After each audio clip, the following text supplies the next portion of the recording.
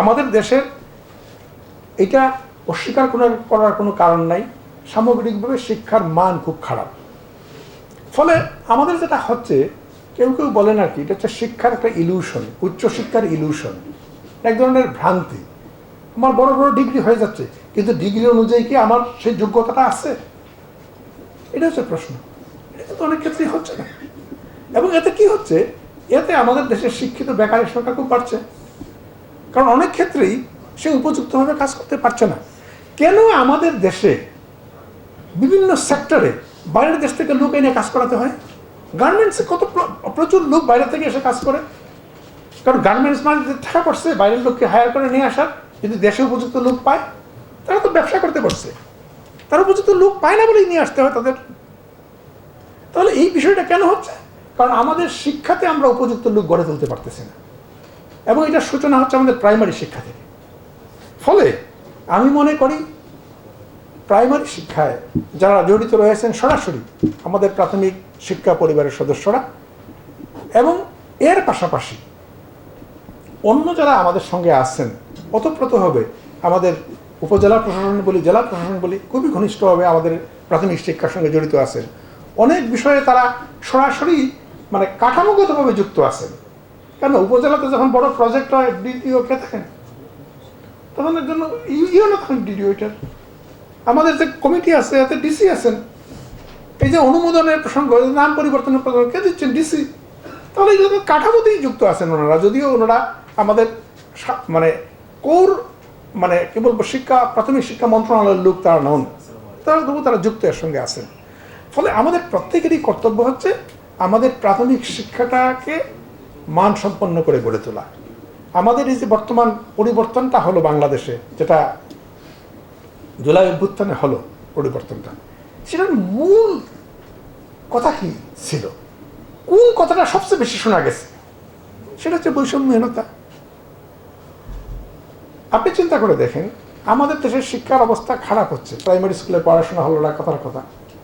তাহলে কি হলো? যাদের অর্থ আছে তারা তাদের জন্য আলাদা স্কুল তৈরি করে নিচ্ছে, প্রাইভেট স্কুল তৈরি হচ্ছে, দামি দামি স্কুল তৈরি হচ্ছে। Vision hot and cool AC 4-ওয়ে সলিনয়েড ভালভ টেকনোলজিতে হিটিং ও কুলিং দুই মোডেই কাজ করে সমানভাবে। Vision hot and cool AC. তাহলে ওয়ে আউট, তারা ইংলিশ মিডিয়াম হবে, ওয়েস্টার্ন ওয়েতে পড়বে, that is way out. Primary স্কুলে কারা পড়বে? কারা পড়ছে এখন? বেশিরভাগ সময় মধ্যবিত্তের বাচ্চারা এবং নিম্নবিত্তের বাচ্চারা পড়ছে। এবং এইভাবে দেখেন, শুরুতেই মানে শিক্ষা সামাজিক বৈষম্যটাকে বাড়াচ্ছে এবং স্থায়ী করছে। ফলে আমরা যদি সামাজিক বৈষম্য কমাতে চাই, আমাদের কাজ হচ্ছে প্রাইমারি স্কুলকে শক্তিশালী করা। তাহলে কি হবে? তাহলে সমাজের নিম্নবিত্ত মধ্যবিত্ত ঘরের যে সন্তানরা, তারা সক্ষম হয়ে উঠবে সামাজিক প্রতিযোগিতার ক্ষেত্রে, এবং সামাজিক উন্নতি ঘটবে তাদের, এবং সামাজিক বৈষম্য কমবে। ফলে আমাদের বাচ্চাদের শিক্ষিত করে তোলা, স্বাক্ষর করে তোলা, সেটা কিন্তু আমাদের প্রত্যেকের জন্য দায়িত্ব। কারণ দেখেন, আমাদের শ্রমিকরা বাইরে কত যাচ্ছে, কিন্তু তারা ইনকাম করে কতটুকু? খুব সামান্য। কিন্তু যেসব দেশের শ্রমিকরা দক্ষ, তারা বাইরে গিয়ে কত ইনকাম করছে। ফলে আমাদের দেশের একজন নিম্নবিত্ত ঘরের সন্তান, মধ্যবিত্ত ঘরের সন্তান, সে যদি সুশিক্ষিত হয়ে ওঠে, সে যদি শ্রমের কাজও করে, তবু সে এমন শ্রমের কাজ করবে যেটা তাকে হায়ার সোশ্যাল স্ট্যাটাসে নিয়ে যাবে। সেই জন্যই এইটার কোনো বিকল্প নাই।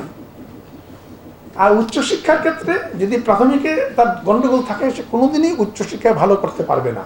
সে একটা ডিগ্রি পেয়ে ফেলতে পারবে, কিন্তু ভালো করতে পারবে না। ফলে আমি সবার কাছে আহ্বান জানাবো যে আপনারা যে যে স্থানে আছেন সেখানে আপনার কর্তব্যটুকু করেন। আপনার বেশি কিছু করা দরকার নেই। যিনি টিচার, উনি ওনার ক্লাসটুকু নেন।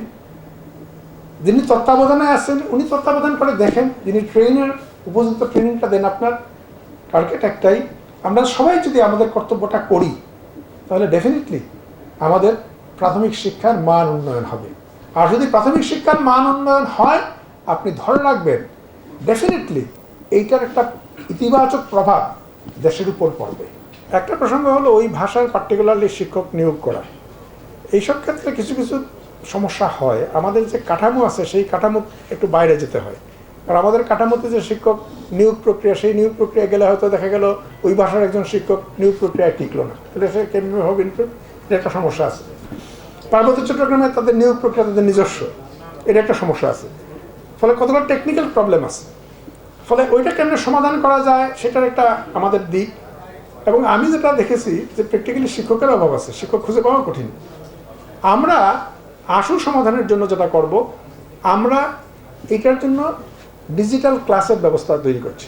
আমরা লেকচার তৈরি করছি, যেগুলো একজন যারা এই বিষয়ে জানেন তারা সুন্দর সুন্দর লেকচার দেবেন এই বইগুলোর উপর, টোটাল ক্লাস করবেন, এবং যেটা স্টুডেন্টরা দেখে দেখে শিখতে পারবে এবং টিচাররাও দেখে দেখে শিখতে স্টুডেন্টদের সাহায্য করতে পারবে। এটা হলে পরে আশা করি কিছুটা সমস্যার সমাধান হবে, বইগুলো বেকার পড়ে থাকবে না।